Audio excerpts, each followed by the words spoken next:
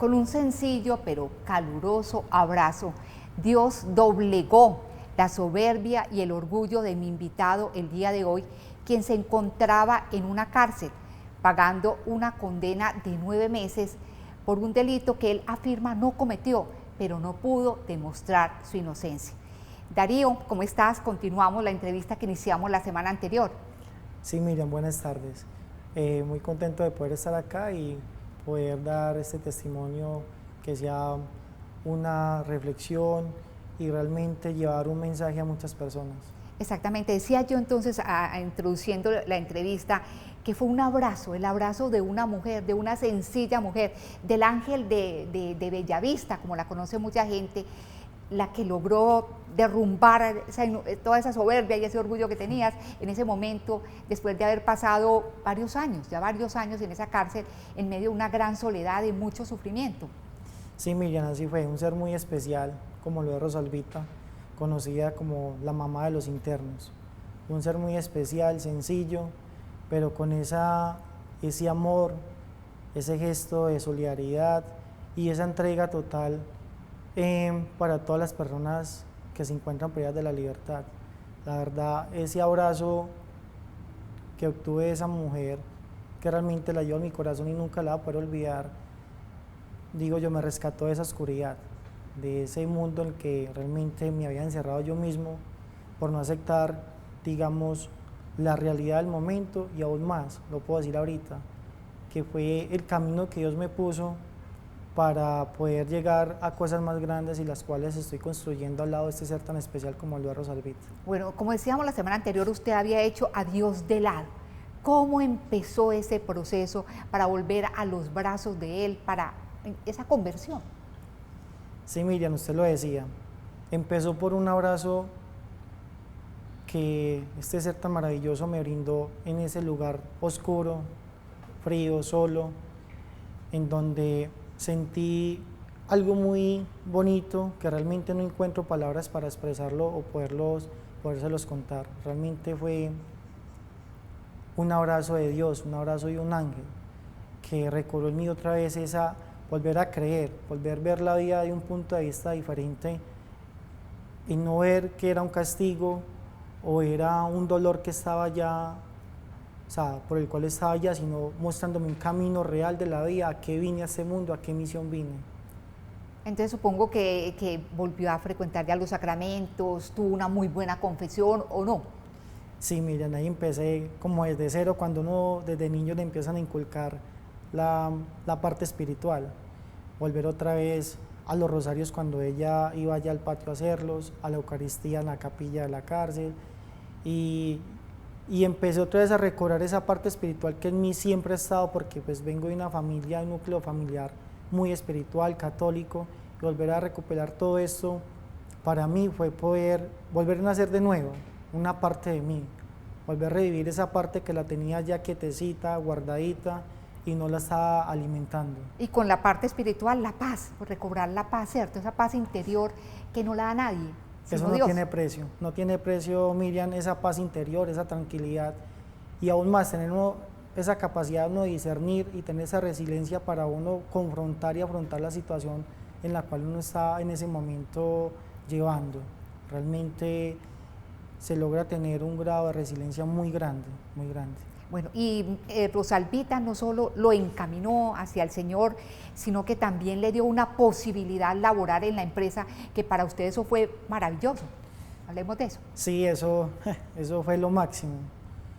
Lo máximo después de poder volver a recuperar esa paz y esa tranquilidad espiritual y esa paz de sí mismo interior, poder sentirme útil, no solamente en ocupar un espacio, sino también a poder ayudarle a otras personas que estaban allá privadas de su libertad, en donde realmente era un gran número de personas y realmente me sentía trabajando en una empresa, realmente así me sentí, o sea, útil, trabajando en una empresa, aportando a otras personas que también como yo estaban privadas de la libertad y poder alimentar también esa parte de ellos y ver la vida diferente, empezar a ver la vida diferente desde allá. ¿Y cómo fue eso de que usted, que no era un nadie, como decimos ahora, pasó a ser prácticamente una insignia allá de la cárcel?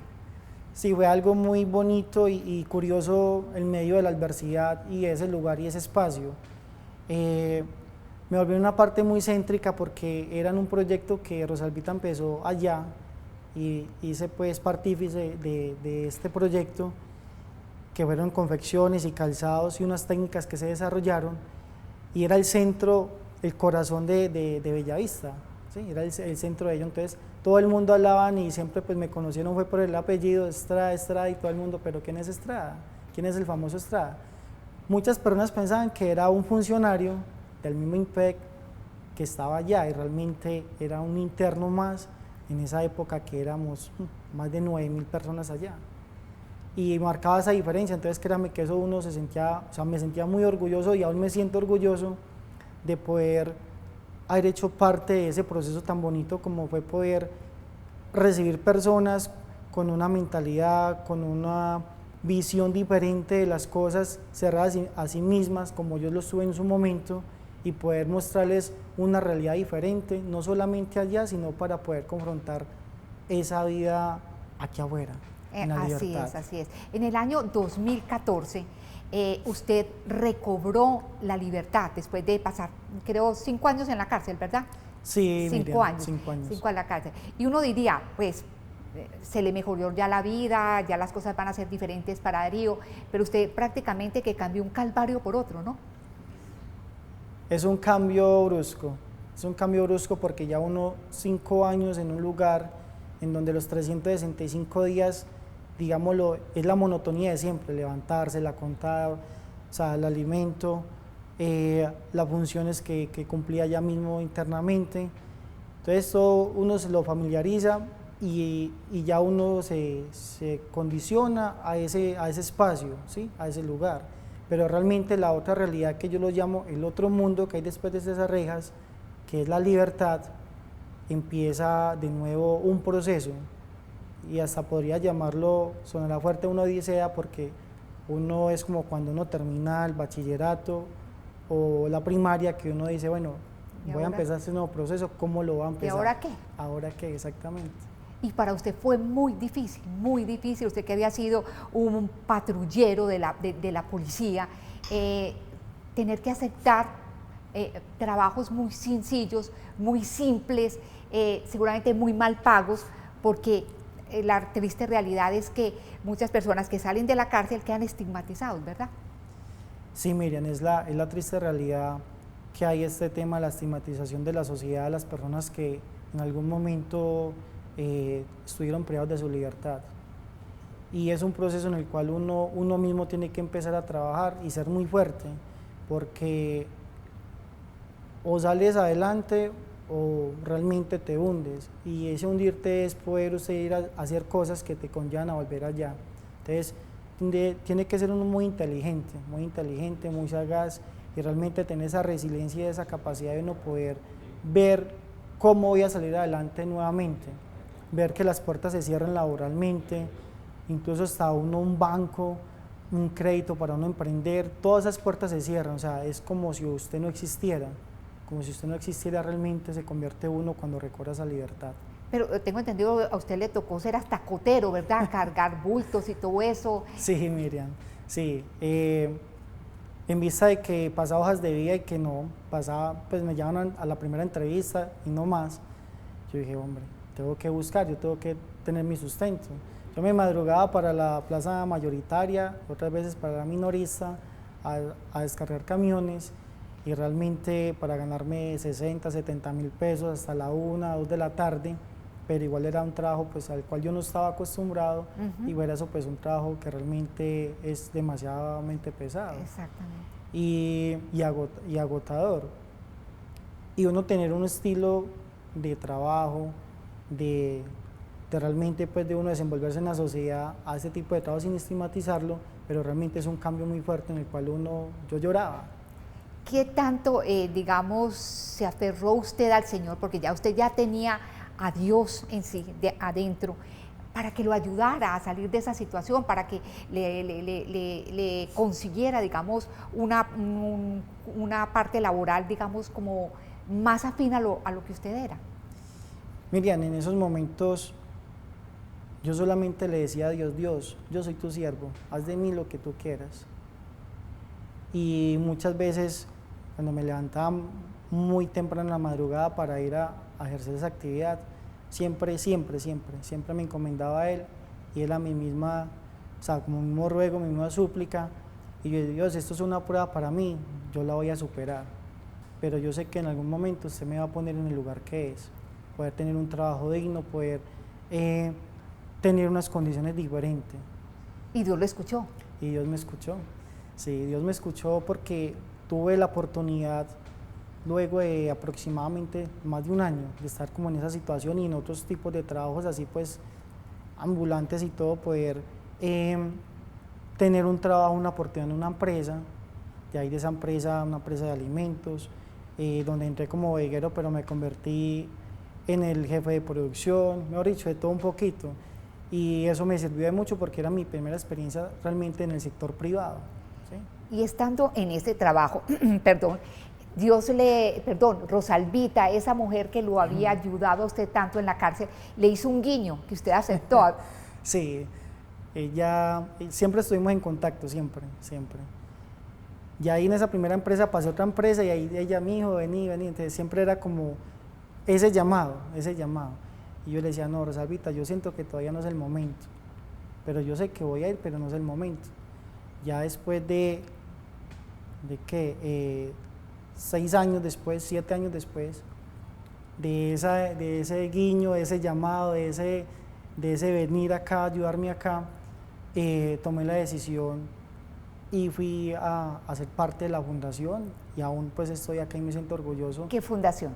Fundación Jesús Preso, que la misión de esta mujer durante 27 años, ya casi pronto 28 años, es ayudar a las personas privadas de su libertad y a sus familias, al pospenado. ¿Sí? En la fundación, por eso la creó ella con esa necesidad de poder ayudar a estas personas que salían sin ninguna oportunidad. ¿Cuánto lleva ya en la fundación? Ya 8 meses, Miriam. Bueno, y a lo largo de estos 8 meses, ¿qué tanto ha logrado conocer la situación de tantas personas que están en las diferentes cárceles que puede atender la fundación? Es algo que la verdad es satisfactorio uno poder dar un poco de lo que uno tiene y podernos saber que simplemente el gesto de uno ir a llevarles un kit de aseo, llevarles uno la Eucaristía, llevarles uno una actividad diferente y sacarlos de esa monotonía, ver que estas personas se sienten seres humanos independientemente de su situación. Y más para mí es muy satisfactorio porque ya viví esas dos partes que yo la denomino las dos orillas, que ya estoy allá y ya estoy aquí afuera en la libertad.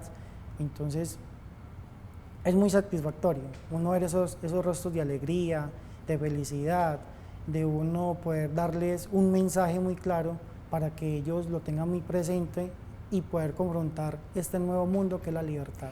¿Qué es lo más preocupante, lo más indignante que le ha tocado ver de la situación carcelaria de muchas personas? El abandono de sus seres queridos, y algo también que es lo que yo viví, ese abandono de la parte espiritual, o sea, ser reacios a sí mismos, aceptar como la realidad de las cosas, no es mirar realmente qué hizo la persona, es no olvidarse uno que independientemente del lugar donde uno esté, no perder esa condición de ser humano, y no perder esa condición de ser humano es esa parte espiritual, emocional, esa paz interior, saber tener esa capacidad de poder uno confrontar esa situación la cual está viviendo uno en ese momento. Una situación que nosotros muchos no conocemos. Incluso alguien me contaba que, por ejemplo, en la cárcel de Bellavista y en muchas otras cárceles hay personas que mueren sin que haya ninguna persona de su familia, amigo, que los acompañe, ¿no? Entonces, que son los duelos más solitarios que se puedan ver.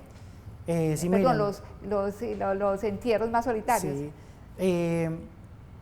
Yo tuve esa experiencia, tuvimos la experiencia con un señor, incluso él ya había estado privado de la libertad, y al ver que su familia lo rechazó, él volvió y cometió un delito para volver allá, porque él dice, yo no tengo una familia, o sea, tengo una familia, pero nunca me dieron ese apoyo.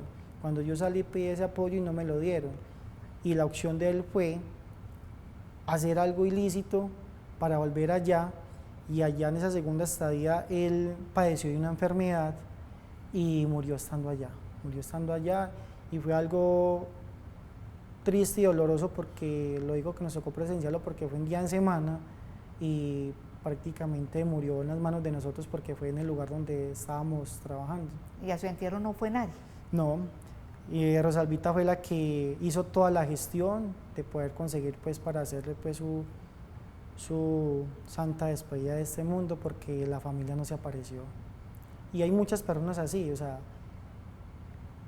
a veces se condena a la persona que está allá, pero realmente no vemos más allá de la realidad. Y la familia también hace parte de ese proceso de esa persona, ¿sí? Porque las familias es para estar en las buenas y en las malas, y más en las malas, como decimos cotidianamente, popularmente en nuestro país, estar más en esos momentos difíciles de la vida, para dar ese apoyo y que esa persona pueda cambiar, pueda cambiar si realmente es consciente de sus actos, o realmente apoyarlos si realmente está allá inocentemente y poder que no pierda ese rumbo, ese horizonte de la vida y seguir adelante. Y hay solidaridad para con los internos en las cárceles, usted que estuvo como preso un buen tiempo y ahora que está ayudando a los reclusos, a los internos en las cárceles. Miriam, eso es un enigma, digámoslo así. Realmente yo puedo decir, y no porque haga parte de la fundación, no porque sea Rosalvita, no. Hay muchas entidades que van, pero realmente que actúen. Realmente la que yo conozco y puedo dar fe de Rosalvita. Es la persona que se preocupa por el kit de aseo de la persona, que si necesita un medicamento y no lo hay allá en sanidad lo consigue, que si necesita una silla de ruedas la persona no la tiene, ella la gestiona. Y pueden haber más entidades allá, pero realmente que actúen y hagan ese trabajo social tan bonito y humanitario, es este ser que se llama Rosalvita. Bueno, a raíz de todo lo que usted vivió dentro de la cárcel en esos 5 años, tiene en su mente, en su cabeza, escribir un libro. A ver, ¿cómo va a enfocar ese libro? ¿Qué quiere expresar a través del mismo?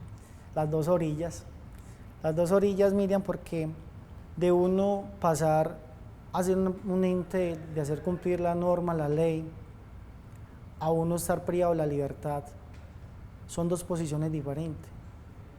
Y son dos enseñanzas diferentes, las cuales le enseña a ver tu vida diferente, y no solamente la de uno, sino la de toda una sociedad.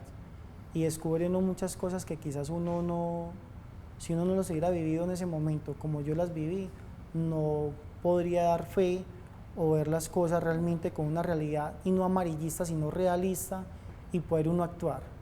Y ese actuar ya lo inicié haciendo parte de la fundación, y me siento orgulloso, realmente me siento en el lugar indicado que Dios me puso para con estas personas. Así es, usted tiene plena conciencia de que el Señor le permitió pasar por esa prueba tan difícil, estar en una cárcel que tiene muchísimos problemas de hacinamiento y demás, para que usted ayudara a muchas personas después. Sí, Miriam, la verdad, no todas las personas que están allá o han pasado por allá, y lo repito, no es porque realmente sean malos seres humanos o malas personas. La realidad y ese enigma, ojalá la sociedad en algún momento de la vida pueda tener ese concepto diferente, no porque sean imponentes, sino porque es la realidad. Allá hay muchas personas y hemos pasado personas con una calidad de ser humano que muchas veces aquí afuera en lo que llamamos libertad, que yo no lo llamo libertad realmente porque puede haber más libertad ya que aquí afuera, no se tiene o no la tiene. Y eso de que dicen de que las cárceles son escuelas del crimen, ¿usted qué opina de eso? Usted tiene dos opciones allá. Usted tiene se vuelve fuerte para salir adelante o se pierde allá. Y perderse no es usted hacer cosas malas, ha entrado gente buena y han cogido un rumbo diferente. Un rumbo diferente no es hacer algo ilícito, sino perderse en la depresión, de pronto en un consumo de alguna sustancia. Y realmente no es que sea un centro para la gente fortalecer la delincuencia, no. Eso es algo que realmente ese enigma también hay que irlo rompiendo. Darío, usted que permaneció tantos años en la cárcel solo, pero muy solo, porque no permitía que sus familiares fueran a visitarlo, porque su esposa lo dejó, porque no podía ver a su hijo en ese momento. ya volvió a recobrar el amor, se volvió a enamorar Darío, ya digamos ha rehabilitado su vida en ese aspecto. Sí, Miriam, sí. Tengo otro hijo de 3 añitos que realmente me ha enseñado muchas más cosas en la vida. He podido aprovecharlo y estar con él, verlo, saber ese proceso y ese desarrollo de crecimiento de él. Y realmente los niños le enseñan a uno cosas que los adultos no nos enseñan. Eso es algo real.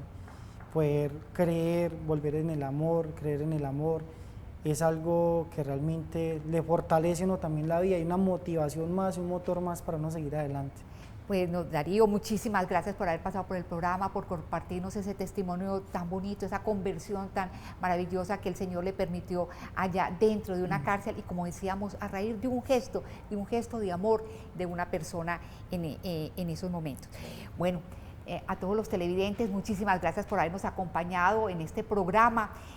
Decirles que hay cárceles físicas, pero también hay cárceles mentales, hay cárceles de toda clase de las cuales debemos salir. Y una de esas formas es encontrarse con el Señor. Por eso los invito a leer el libro A Conciencia que pueden conseguir en el canal para que tengan la oportunidad de volver a los brazos del Señor de una manera, pero muy, muy eficaz.